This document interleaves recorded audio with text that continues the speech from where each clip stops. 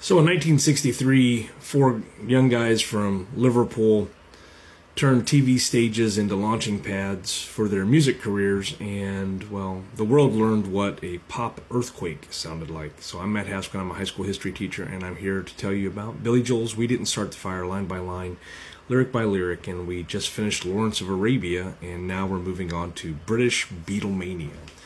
And when Billy Joel sings about British Beatlemania, he's pointing to the 1963 British explosion that transformed this hard-working band from Liverpool into a national obsession before America ever saw them on the Ed Sullivan Show. And first of all, you need to start with just the building of the group. The Beatles, John, Paul, George, and Ringo, basically honed their speed and their stamina in Hamburg and at Liverpool's Cavern Club. Manager Brian Epstein polished the presentation. They had matching suits, tight sets, gracious bows when they finished. Producer George Martin sharpened their sound. It was about crisp harmonies and hooks and humor. And in early 1963, Please Please Me hit number one, followed by From Me to You in April, and She Loves You in August. Yeah, yeah, yeah became a national catchphrase. Then the television lit the fuse. On October 13th of 1963, the group played Sunday night at the London Palladium. The broadcast drew a gigantic audience, and the streets outside filled with screaming fans, and newspapers coined the word Beatlemania.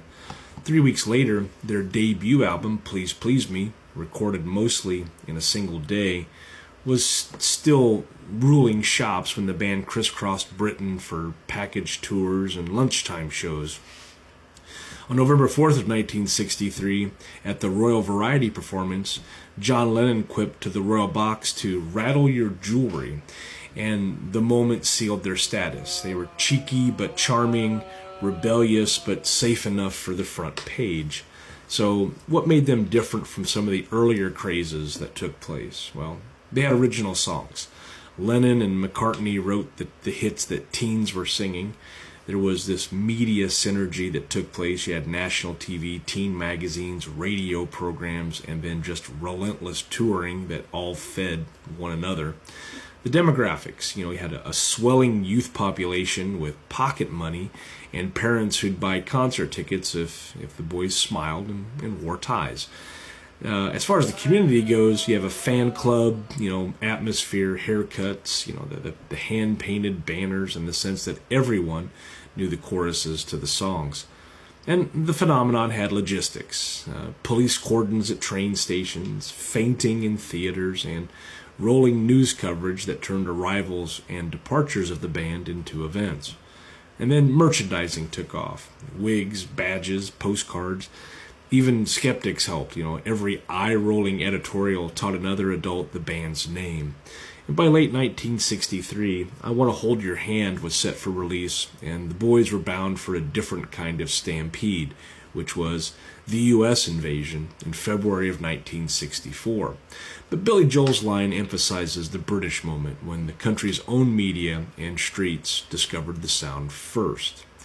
When we tie it back to the song, British Beatlemania marks the UK flashpoint, the Palladium broadcasts, the Royal Theatre jokes, and a chorus of yeah, yeah, yeah that sent a local band basically into orbit. And the reason why it matters, well, Beatlemania shows how songwriting and polish and the power of broadcast can synchronize a nation. It's the template for global pop rollouts. You build it at home, you conquer TV, you turn fans into the marketing department. And, well, we've seen that time and time again now as we go through things like Taylor Swift and K-pop. So if you've enjoyed this episode, please send me a like, a follow, a share, a comment, and I'll keep making the episodes. We had Lawrence of Arabia, British Beatlemania, and up next will be Ole Miss. Thanks for watching.